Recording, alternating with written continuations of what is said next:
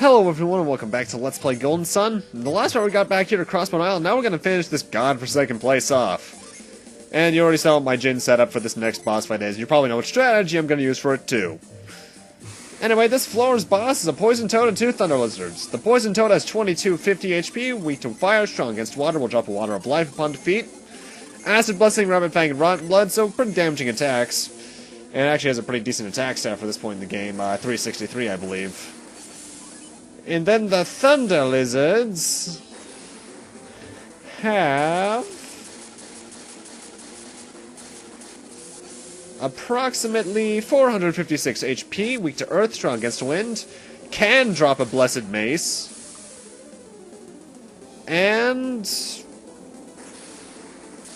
can use Storm Blessing. That's about it. We'll actually be able to fight them as normal enemies later on, I believe. Yeah, you will be able to. But usual strategy applies. Use your level 4 summons, and then pretty much just use Flint after that to finish off the Poison Toad if it's not dead.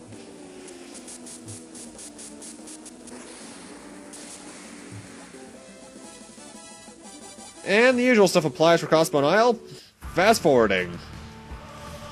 Now, the thing is with this, that this is a lot of freezing pillars here, so I recommend you have Frost as the shortcut. First off, you're going to want to get this Sleep Bomb, then exit the area, because you need that pillar to be unfrozen for later on. Jump over that, freeze that, then you can jump over here, grab that chest, which I forget to for a moment, which contains 888 coins. Come over here, push that, refreeze this, so you can heighten that and thaw that out. If you exit beforehand, you can't do this, because you need to unfreeze this to get back up here, and come up here to get the Cleric's Ring. That restores, that prevents curses, pretty much. Cursed items, pretty much you can't remove, so if you want to remove the curse, you have to use the Curse Ring, the Cleric's Ring, rather, in battle. And the last thing we got in there was a potion.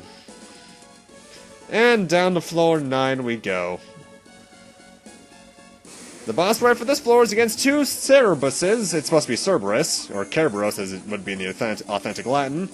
2200 HP, weak to fire, strong against water, will drop a Psy Crystal upon defeat, or can at least. Double Fang, Ice Blessing, Ice Missile, Restore, and Wicked Howl, so a lot of ice attacks, and they can also restore some of their HP, so that's kind of annoying. Usual strategy does in fact apply, normal summons, level 4 summons at least, but however, that will only usually kill one of them. After that, you're going to need to use Jin and your Psy Energy and normal attacks to take it out effectively. Use your best judgment when it comes to that, though, because while I love these games, one thing I kind of miss is a downright script. So enemies always do the same thing over and over again, which makes for good strategies to make, especially looking at who had a script like that you could easily know, but at the same time could really kick your ass in Final Fantasy V. Aside from like half the bosses. I forget. It's been a while since I last played 5. Really weird Cerberus sprite, though, considering the fact they only have 2 heads. Then again, didn't Cerberus have like some sort of little brother or something in Greek mythology named Orthros that only had 2 heads? I'll have to look that up.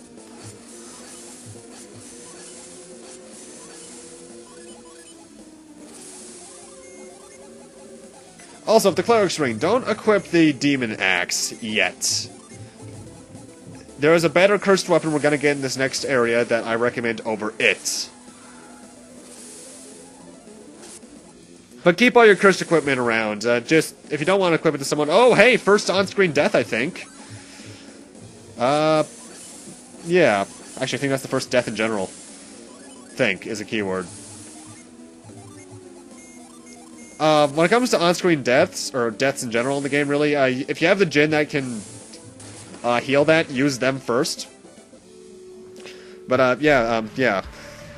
So I forgot what my train of thought was earlier. Anyway, final puzzle floor for this area is this, some basic waterlogging.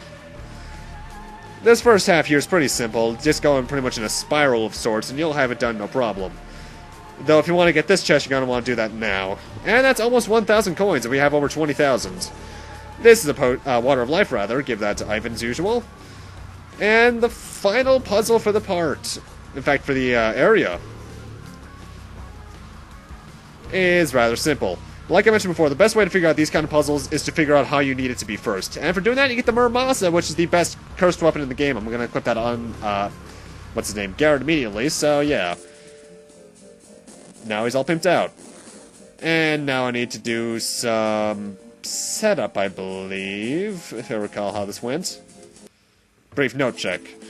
And down here is the final floor, which is a thing.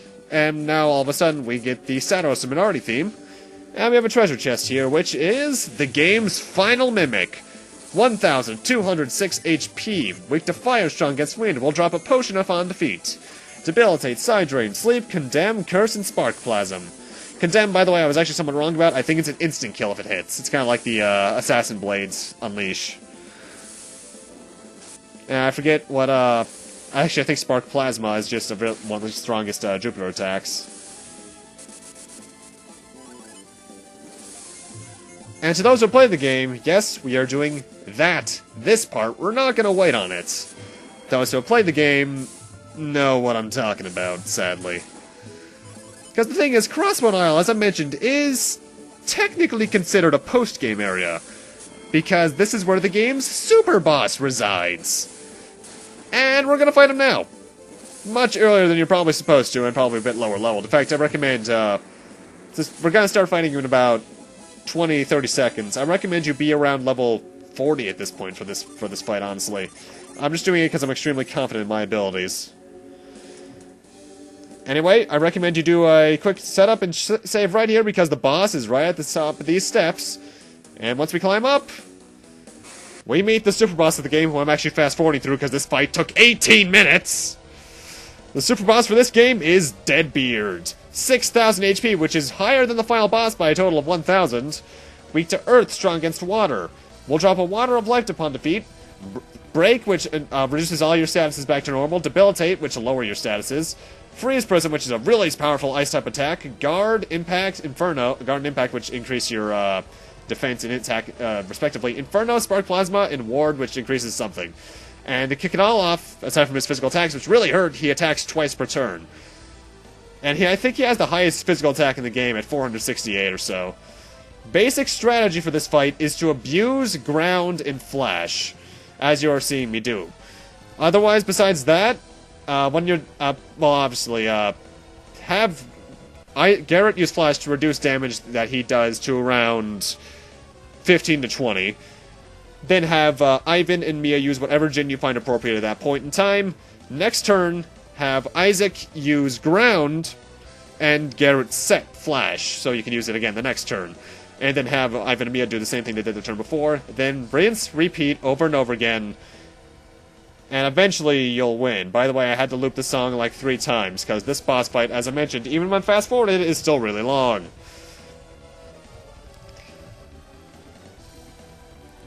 Best advice I can give you other than that basic strategy I just gave you that you're still currently seeing is to use your most powerful Jin that you can. The jump of damage of level 3 to 4 is worth that extra turn, so be careful. However, if you're in dire need of healing, do prioritize that. Feasibly, I guess one thing you could also technically do is give flash to someone who has a lower DPS. Like Ivan, but at the same time, I need to have Ivan prioritized because, as I just mentioned, Deadbeard, with his weaknesses and such, is pretty neutral to Jupiter, but I think, I actually already forget what I said he was strong against. I said he was strong against fire, so it's all pretty relative. And Ivan's down. Luckily I have, Dude, which actually pretty works into my strategy fairly well, even still. If you're later in the game, in fact, one thing I would recommend is that if you're new to the game, not only be in like the mid to late 30s in terms of levels, but also go farther in the game and get the last 2 Jin, because those stat buffs are surprisingly helpful in this fight. I'm only going this early on because, first off, I'm crazy, and second off, I know I can win. It's just a war of attrition at this point, really. But yeah, super bosses.